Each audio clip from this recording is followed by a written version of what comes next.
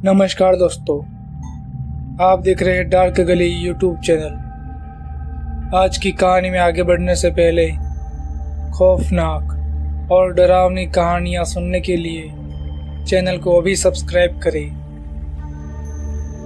आज की कहानी हमें भेजी है महाराष्ट्र के पालघर से सुनील जी ने।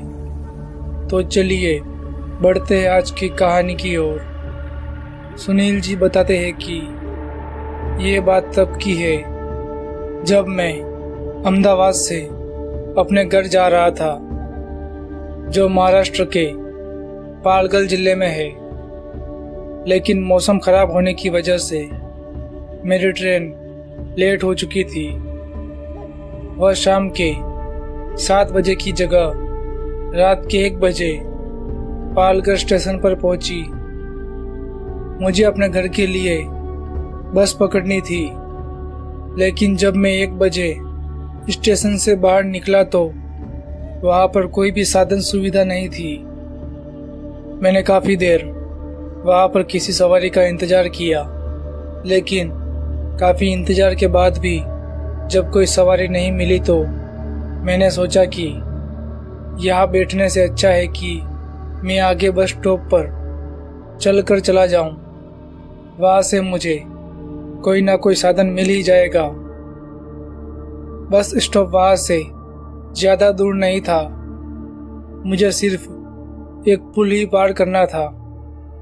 इसलिए मैंने अपना बैग उठाया और चल पड़ा। मैं जब उस पुल पर पहुँचा तो सबसे पहले मेरी नज़र उस पुल पर खड़ी एक लड़की पर गई। वो लड़की नीचे सिर झुकाकर खड़ी थी। पहले तो मैं डर गया था कि ये लड़की यहाँ पर क्यों खड़ी होगी। फिर मैंने सोचा कि ये सिर्फ एक लड़की ही तो है, इससे क्या डरना। मैंने अपनी दिल की धड़कनों पर काबू किया और उस लड़की को इग्नोर करता हुआ वहाँ से आगे निकल गया। तभी उस लड़की ने मुझे आवाज़ लगाई, सुनिए। उसकी आवाज़ सुनते ही मैं एकदम से रुक गया और धीरे से पलटते हुए कहा कि जी, आपने मुझसे कुछ कहा? वो लड़की मुस्कुराई और मुझसे बोली कि जी हाँ।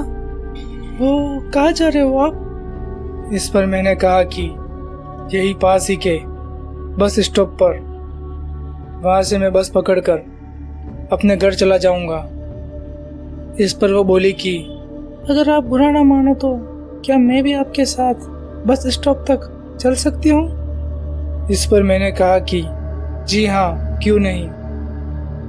हम दोनों बात करते हुए बस स्टॉप के लिए निकल गए। बातों ही बातों में मैंने उस लड़की से पूछा कि आप इतनी रात गए उस पुल पर क्या कर रहे थे?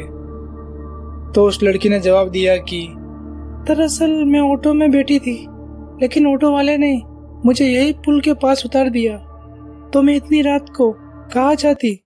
तभी थोड़ी देर बाद मुझे आप आते हुए दिखाई दिए, तो मैंने सोचा कि आपसे ही मदद मांग लूं। इसी बीच हम दोनों बस स्टॉप पर पहुंच गए, लेकिन वहाँ पर कोई भी बस खड़ी नहीं थी। वहाँ के लोगों से पूछने पर पता चला कि इस वक्त कोई भी बस नहीं मिलेगी। मुझे बस के लिए सुबह 6 बजे तक इंतज़ार करना पड़ेगा। मैंने भी सोचा कोई बात नहीं, इंतज़ार कर लेते हैं, इसके अलावा कोई चारा भी नहीं था। तभी वो लड़की बोली, अगर आप बुरा ना मानो तो यही बगल में मेरे मामा जी का घर है, आप चाहे तो हम वहाँ पर इंतज़ार कर सकते हैं। तो मैंने उस लड़की से साफ साफ मना कर दिया। मैंने कहा कि मैं यही ठीक हूँ, आपको मेरी वजह से तकलीफ लेने की कोई ज़रूरत नहीं है। मैंने इतना कहा ही था, तभी अचानक से जोरों की बारिश शुरू हो गई और बारिश शुरू होते ही उस लड़की ने मेरा हाथ पकड़ा और मुझे कहीं पर ले जाने लगी। मैं भी उसके साथ जा रहा था, लेकिन तभी अचानक मुझे बेचैनी होने लगी और मैंने उस लड़की से अपना हाथ छुड़ाया और उससे कहा कि नहीं नहीं, मैं आपके साथ नहीं आ सकता। मैंने इतना कहा ही था, तभी उस लड़की ने कहा कि क्यों नहीं चल सकते। इस बार उस लड़की की आवाज़ कुछ बदली हुई थी। फिर वो लड़की मेरी तरफ पलटी। उसका चेहरा पूरी तरह से बदल चुका था। उसके चेहरे पर बहुत सारे चोटों के निशान थे, जैसे उस लड़की को किसी ने बहुत मारा पीटा हो।